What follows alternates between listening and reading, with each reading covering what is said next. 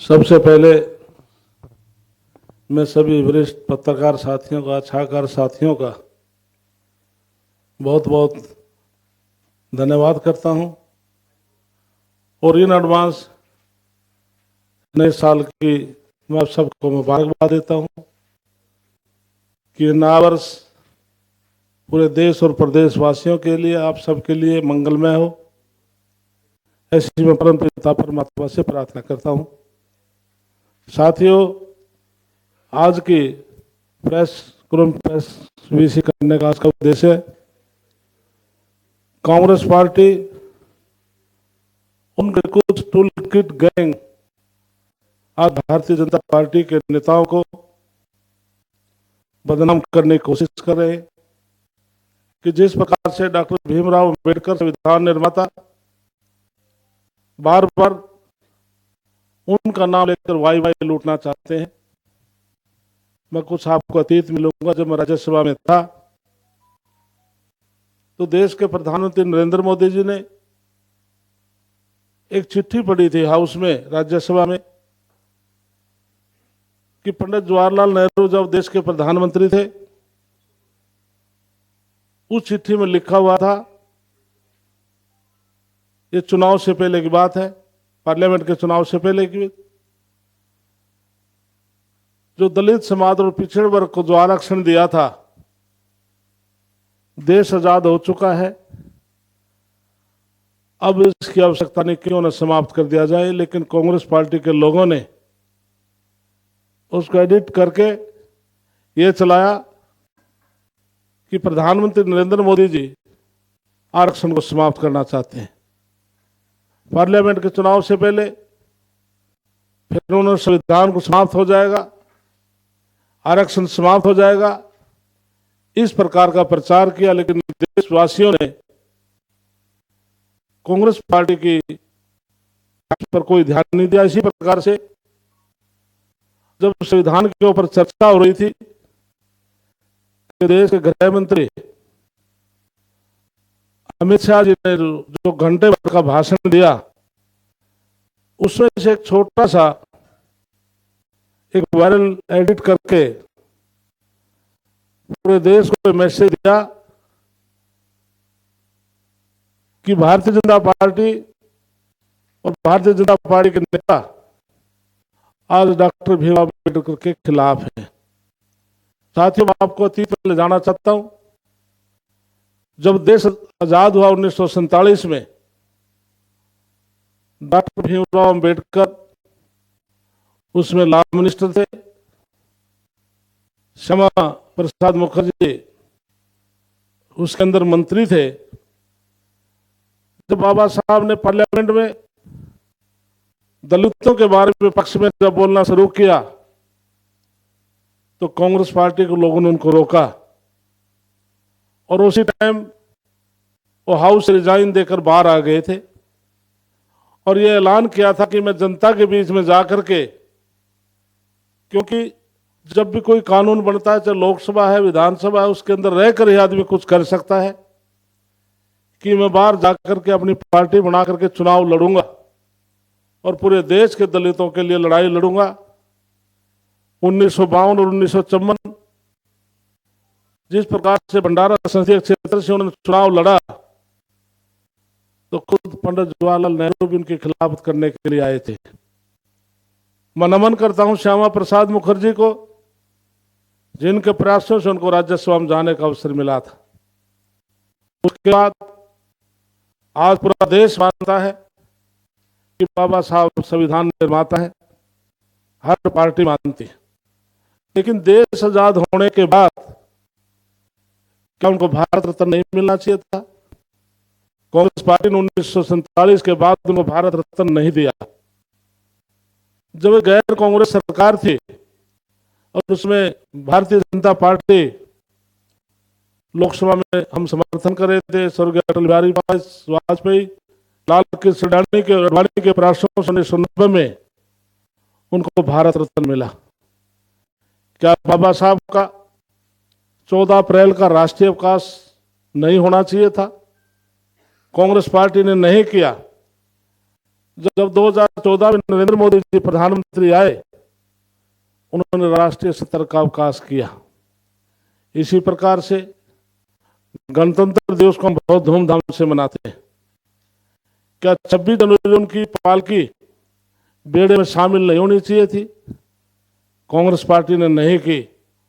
2016 में नरेंद्र मोदी जी ने बड़े सम्मान के साथ बाबा साहब की जो पालकी है उसको बेड़े में शामिल किया। इसी प्रकार से साथियों, उनका जन्म स्थान मऊ है। शिक्षा उन्होंने लंदन से ली, दीक्षा नागपुर से ली। 26 अलीपुर रोड दिल्ली जहाँ उनका निधन हुआ था, देश के प्रधानमंत्री उस टाइम इंदिरा गांधी थे, उनका संस्कार भी दिल्ली में नहीं होने दिया गया था। बॉम्बे चैत्य भूमि पर जाकर के संस्कार किया गया था। लेकिन प्रधानमंत्री नरेंद्र मोदी आने के बाद उन पर स्थान है, करोड़ करोड़ रुपए से और लेकर के आज उनको पंच तीर्थ स्थान बनाया है। जो देश के लाखों लाखों लोग आज उन स्थानों पर जाकर के दर्शनों के लिए जाते हैं। इसी प्रकार से 2015 में 19 नवंबर को हमारे 26 नवंबर को संविधान दिवस घोषित किया। यह भी प्रधानमंत्री नरेंद्र मोदी ने किया था। 2018 में महापरिनिर्वाण दिवस स्थल का भी उद्घाटन प्रधानमंत्री नरेंद्र मोदी जी ने किया था। इसलिए कांग्रेस पार्टी के लोग समय समय पर बाबा साहब का नाम लेकर वाई वाई लूटने की कोशिश करते हैं। तो इसलिए देश का जो दलित समाज, अनुसूचित जाति समाज और हमारे जो विशेष तौर से महिलाएं हैं, उन सबको बाबा साहब ने आगे बढ़ाने का काम किया, उनको वोट का अधिकार दिलाया। तो आज देश का हमारे एससी समाज के, अनुसूचित एससी और एसटी समाज के पूरे देश के लोग आज प्रधानमंत्री नरेंद्र मोदी के प्रति आस्था रखते हुए जिस प्रकार से तीसरी बार देश में कांग्रेस पार्टी को हरा करके सरकार बनाई, हरियाणा प्रदेश में तीसरी बार 36 बिरादरी के सहयोग से आज नायब सैनी के नेतृत्व में आज भारतीय जनता पार्टी सरकार बनी है।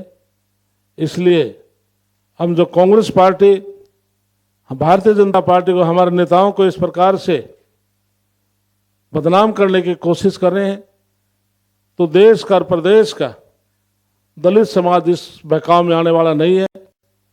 निश्चित तौर से आज पूरे देश और प्रदेश में आज हित सुरक्षित है, तो देश के प्रधानमंत्री नरेंद्र मोदी के हाथों में है, प्रदेश में नायब सैनी के हाथों में है।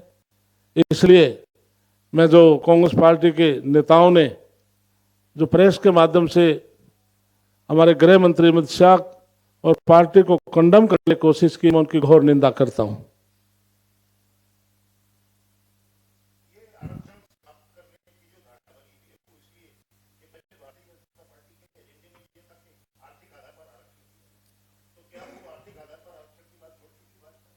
इसलिए देश के प्रधानमंत्री नरेंद्र मोदी जी ने जब ये संविधान और आरक्षण को समाप्त करने की बात एक बयान दिया था कि जब तक नरेंद्र मोदी की जान है देश में कोई आरक्षण को कुछ समाप्त नहीं कर पाएगा।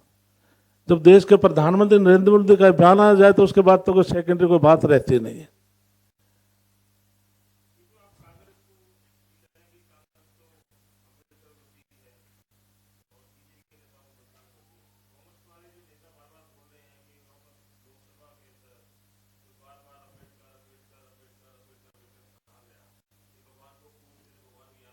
ऐसे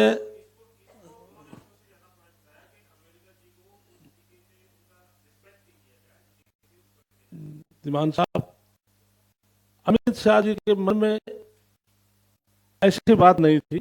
उन्होंने कहा तुम बार बार ये बाबा साहब का नाम के चिल्ला रहे हैं, इतनी बार आप भगवान का नाम लेते साथ भगवान भी तुम्हें दर्शन कर देता। क्योंकि इसलिए उन्होंने कहा कि कांग्रेस पार्टी ने सदा बाबा साहब का अपमान किया है, उस पीड़ा के साथ उन्होंने शब्द कहे थे।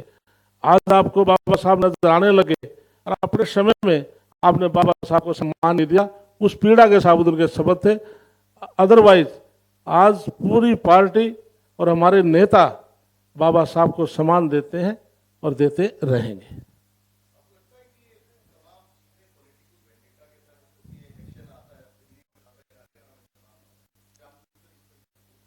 इसलिए कांग्रेस पार्टी, मैं कहता हूं केंद्र और प्रदेश के जो नेता भी सदमे से बाहर नहीं आए, ये जो भी पत्ता फेंकते हैं उसमें फेल होते हैं। जिस प्रकार से हरियाणा के अंदर पार्लियामेंट के चुनाव के बाद इन्होंने वाही लूटनी शुरू कर दी थी, पूरे देश में बदलाव होगा, जो अभी बाई इलेक्शन होंगे, कांग्रेस आएगी, हरियाणा कांग्रेस आएगी, तो इसलिए लोग समझ चुके थे कि हम नहीं कहते कि पार्टी में कई बार टिकटों के बंटवारे में थोड़ा बहुत फेरबदल रह जाता है, कुछ चूक रही होगी, मैं नहीं मानता, ये संगठन का वरिष्ठ नेताओं का काम था। लेकिन भारतीय जनता पार्टी की नहीं थी कि हमारी 5 सीट आई, वो आपको भी पता है। लेकिन पार्लियामेंट में साबित कर दिया, पार्लियामेंट के चुनाव के बाद असेंबली में, कि हरियाणा प्रदेश के लोग भारतीय जनता पार्टी के साथ है। कितनी सीटें ऐसी हैं, बहुत कम मार्जिन से हमारे हैं। तो निश्चित तौर से इसको अवसर महाराष्ट्र के ऊपर भी गया, उत्तर प्रदेश बाई इलेक्शन के ऊपर भी गया। तो इसलिए हरियाणा प्रदेश के अंदर जो चुनाव में लोगों ने मन दिखाया है, और इन एडवांस मैं आपको याद बात कह सकता हूं, मैं नहीं बोल रहा, आज हरियाणा प्रदेश की जनता ने बोलना शुरू कर दिया है। आपके बीच में आपको कहते होंगे कि जिस प्रकार से गुजरात में 25 साल तक लगातार नरेंद्र मोदी जी वहां के मुख्यमंत्री रहे हैं, तो हरियाणा प्रदेश में 25 साल अब भारतीय जनता पार्टी सरकार जाने वाली नहीं है।